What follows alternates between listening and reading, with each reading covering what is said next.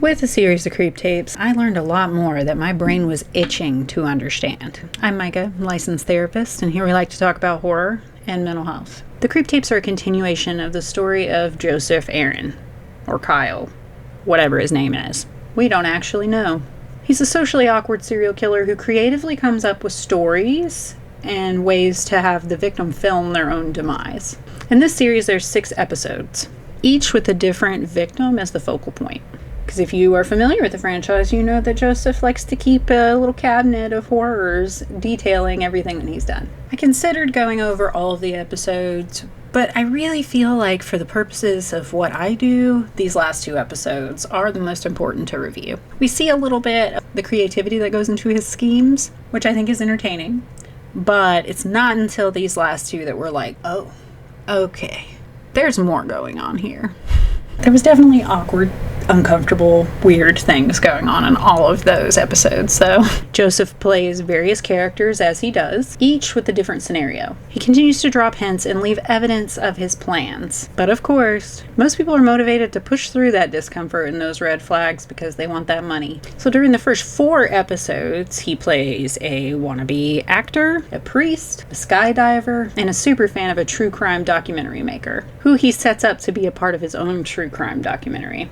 Each has a creative approach to Josef's usual games. There's lots of references to wolves and peach fuzz, and of course mentioning that it's going to be a good day. So I'll be honest with you, the first 6 episodes, I was entertained, but I was just kind of like, this is just a repeat of what we've already seen in the other movies. I was a little disappointed at first. But these episodes don't just showcase Josef's gruesome acts. The 2 episodes that we're going to focus on today are the 2 final episodes of the creep tapes.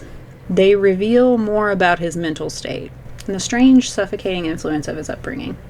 These 2 give us a better look at Josef's psyche and a glimpse of his disturbing relationship with his mom. I'm just going to refer to him as Josef. It's going to get confusing. I'm sorry. The first episode I want to look at is Brant. Brant, the intended victim, is running late. And so we see Josef, Kyle, patiently and weirdly waiting. He's waiting in a hotel room by himself with the camera. Right away, things feel off. Kyle is speaking to the camera about wanting to do this one by himself. This begins to suggest an internal conflict's going on. There's a body-shaped bag behind him twitching while he is talking about the dangers and the draw of codependency. And this is where we are introduced to Peach Fuzz as a more tangible, independent entity. First, it seems that Josef Kyle is just wrestling with his own psyche, and that the mask that is Peach Fuzz is a symbol of his darker urges. Then things become surreal, because Peach Fuzz appears with a physical form. He appears in a physical form where he is sitting across from Kyle while they are enjoying a meal, and begins interfering with his plans for the evening. And then you're kind of like, is this in Josef's mind?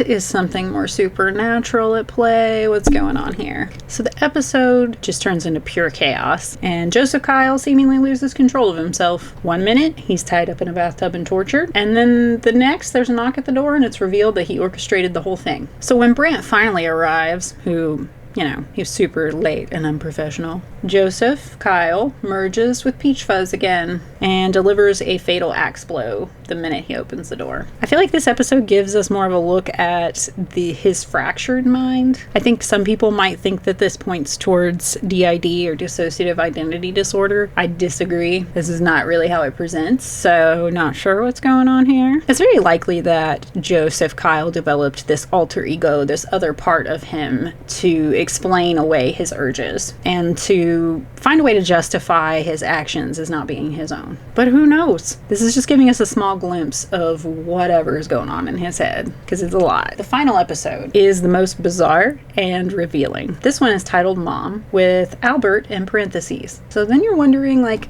Mom? To kill his mom? I mean, that would make sense for him, maybe. I don't know. So first we learn that he really loves the movie Forrest Gump. But some movies are more than movies. They become a part of you. And for me, that's Forrest Gump. Not the movie you would expect him to be obsessed with, but okay. So we see Josef creeping towards a house with a knife, and we assume that the next victim is going to be the woman inside, who we can also assume is his mom. But then she immediately shows that the apple doesn't fall far from the tree. And she sneaks up on him and scares him, much like he likes to do to all of his victims. She scares him so bad that he falls down on the ground, horribly embarrassed. And then she starts treating him like a child. And this is the first dose of the dynamic that we see between these two. She even recreates his childhood bedroom in this rental house that they're in, but it's not quite perfect. And then there's this creepy painting, because of course there is. Josef, in turn, behaves just like a child. Their interactions are equal parts comedic and disturbing. And she calls him a hungry baby wolf and scolds him for being grumpy. The stuffed wolf here is a key symbol. It ties back to Josef's identity as Peach Fuzz, and probably the trauma of his childhood. His mother's parenting style, which includes coddling and big boundary crossing, clearly shaped who he is. Enter Albert, who's Mom's boyfriend. She refers to him as her favorite son. So I'm kind of wondering, like, are there some siblings? What happened to the siblings? Are they going to show up in the future? Things take a turn, and Josef toddlers it up in tantrums. He just quietly gets up and leaves. His mom finds a trail of clothes outside. Well, she's saying this is not how we deal with these situations, and finds him seemingly pouting, face down in the hot tub with the cover over top of him and his ass just sticking out. He's just completely naked. So she starts like, what are you doing? You can't act this way, blah, blah, blah. So she approaches him and is very much like a mother approaching a toddler, tantruming, and slaps him on the butt. But he jumps out and startles her and says, gotcha. Revealing that this whole stunt was supposed to be a prank. But was it? Because I feel like that was a genuine toddler response that we would see from Josef. So Josef starts talking in dinner about how he's a filmmaker and that he is often looking for collaboration because there's a high turnover. He starts crossing boundaries, digging too deep into their relationship, asking about their sex life, and is very upset to learn that his special bed may have some naughty things going on in it.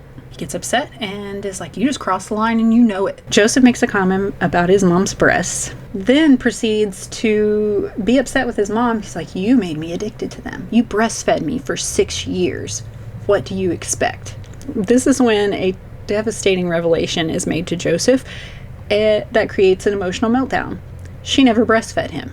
She said he was too aggressive and bit too much. He is not happy about this. So Albert is uncomfortable during this conversation. It's like, your car's sitting kind of low.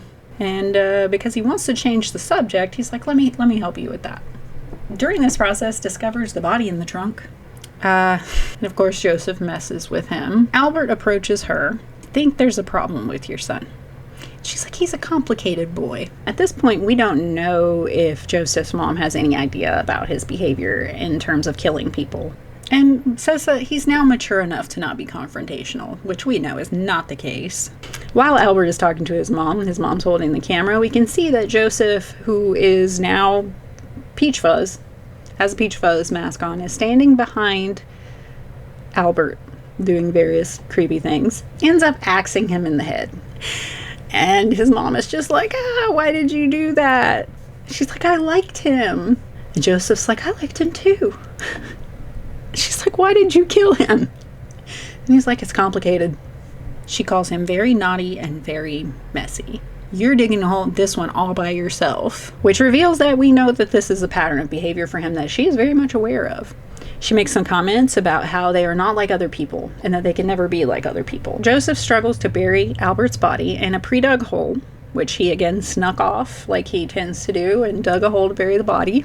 And she watches as he buries the body while they casually have a conversation about the circumstances. This casual acceptance of the violence suggests that she not only enabled the behavior, but may have played a more active part in shaping the behavior to begin with.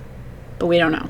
There's some Forrest Gump references again to make it extra weird. Josef makes some claims of something that happened in his life that his mom then corrects him and says, that was Forrest Gump. That didn't actually happen. Josef is like, well, can it be my story too? What?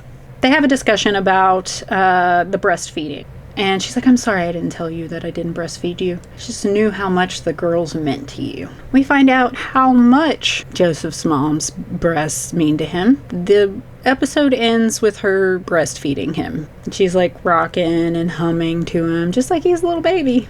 She has very much infantilized him. And what these two episodes reveal is the depth of Joseph's psychological issues. The recurring theme of wolves, including peach fuzz and the stuffed animals. She also calls him Wolfie. And the mother's influence, which we can assume has warped his sense of identity. It is traumatic to be raised with zero boundaries. Their relationship is inappropriate and damaging. There's still some unanswered questions. Like, the things that we've learned about him over time, how true are they? It's textbook unresolved trauma and maternal enmeshment leading to a psychological collapse. Throw some antisocial behaviors and traits in there, and we have a serial killer. There's a lot of mommy issues with serial killers. In the Creep series, we see a man that is so detached from reality that he can go from cracking a joke and pulling a prank to committing horrific violence without skipping a beat. And that might be what makes him terrifying. The way he forces us to laugh, even when we shouldn't. Excuse me.